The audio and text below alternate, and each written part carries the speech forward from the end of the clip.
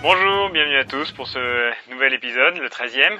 Aujourd'hui on va attaquer un manga un petit peu différent, parce que jusqu'à présent on a vu que des mangas japonais. Aujourd'hui on va voir un manga coréen. Alors c'est une ancienne licence, dont la parution a été stoppée en 2014. Il s'agit de The Boss. Voilà, The Boss. Donc The Boss, comme je l'ai dit à l'entrée, c'est un manga coréen qui a été écrit à partir de 1994 en Corée et qui est arrivé en 2014 chez nous en France. Ça vient d'une maison d'édition Quarry qui a depuis déposé le bilan. Donc en fait, il n'y a eu qu'une seule année d'édition pour la licence The Boss. Et ils ont quand même réussi à sortir 9 tomes, c'est pas mal. Donc Quarry, c'est le petit logo en forme d'éventail que vous pouvez voir. Ça appartient à Physialis, c'est une ancienne maison d'édition, enfin c'est une maison d'édition qui existe toujours, qui publie beaucoup de BD. Et Quarry, c'était vraiment la partie manga coréen, manga manhwa, etc. De cette maison d'édition. Ils ont déposé le bilan en 2015. Donc finalement, on a eu très très peu de séries, 100% Perfect Girl. Xenoglossia, il y a eu quelques séries comme ça qui sont sorties. Il y avait Avatar, Appartement 305, etc., etc. The Sherlock Holmes Story. Mais finalement, ils n'ont pas édité très très longtemps, donc on a été un peu pénalisé au niveau des sorties. Surtout que The Boss, c'est une grosse série, c'est vraiment c'est un must au niveau des mangas coréens. Il y a 74 tomes, le dernier est sorti en 2016. Donc ça a quand même en 2014 pardon. Donc ça a quand même évolué sur un peu moins de 20 ans, de 94 enfin de 1996 à 2014. Il y a eu 74 volumes en tout et nous on en a eu que 9 malheureusement. À côté de ça, c'est vrai qu'on a vu la première partie finalement, puisque la fin du volume 9, il conclut par fin de la saison 1. Donc je pense qu'on a quand même eu la première partie. Alors The Boss, c'est quoi? C'est l'histoire d'un jeune garçon, Sang Tae, qui est un bagarreur. The Boss, ça veut dire le meilleur, le Jin, la traduction coréenne, ça veut dire le meilleur. The Boss, voilà, ça porte bien son nom. C'est un élève qui est en équivalent lycée, qui est en équivalent première année, qui est en première. Donc il y a les secondes, les premières, les terminales, et c'est le plus fort de son établissement. Ça ressemble à peu près à Rakai Blues, pour ceux qui connaissent un petit peu ce type de manga en version japonaise. Donc c'est vraiment le même chose pour moi c'est un peu l'équivalent au niveau coréen, et c'est pas mal du tout. C'est vraiment une série qui a des vieux skins, ça date quand même de la fin des années 90, de 1996 à 2000, ça reste quand même les vieux skins, c'est un peu old school. Mais c'est vraiment assez sympathique. Comme vous pouvez voir dans les images qui sont là, il y a des images un peu caricaturales parfois pour faire de l'humour. Bon, mais c'est vrai que c'est pas très très bien dessiné. Les premiers tomes sont pas très très bien dessinés. Je sais pas du tout ce que donne le tome 74 parce qu'il y a eu franchement une évolution. Tous les mangas à partir du tome 1 jusqu'au dernier tome, il y a une évolution du skin, il y a une évolution du modèle.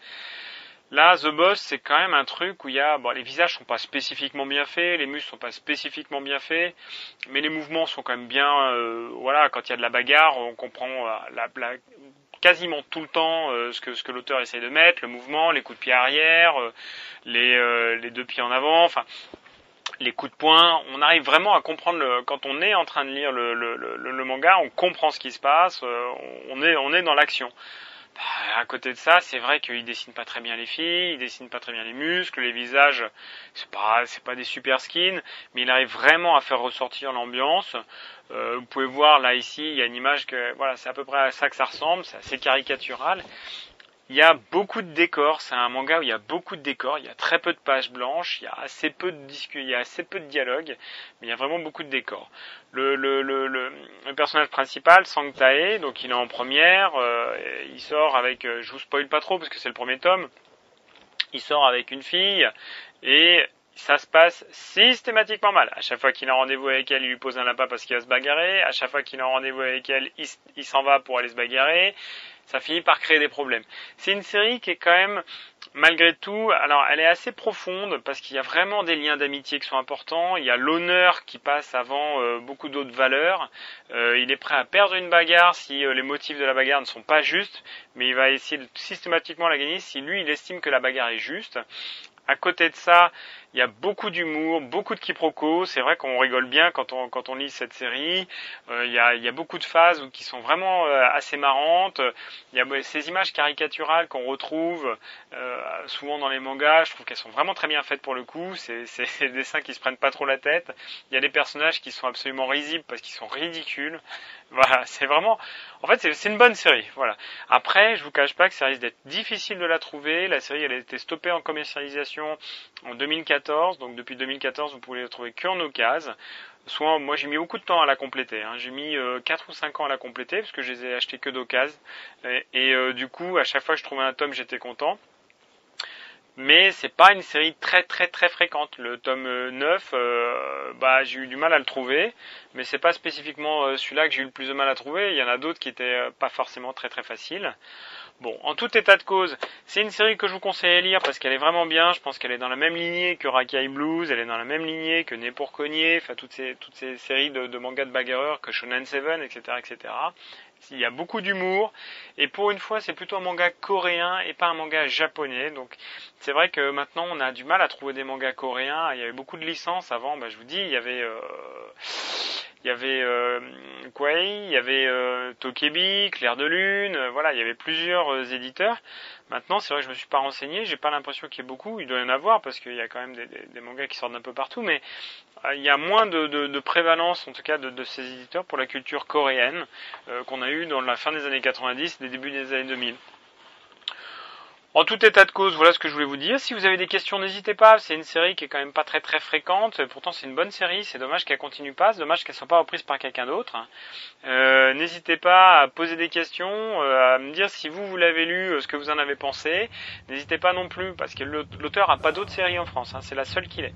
N'hésitez pas non plus à me demander de présenter d'autres vidéos sur d'autres types de séries, parce que je vais faire un peu de tout. Je vais faire les séries récentes, les séries anciennes, les séries clôturées, les séries en cours, mais je vais essayer de balayer le maximum.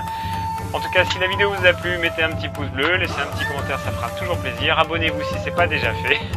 En tout cas, je vous souhaite une très bonne fin de journée. Je vous dis à très bientôt. Allez, salut!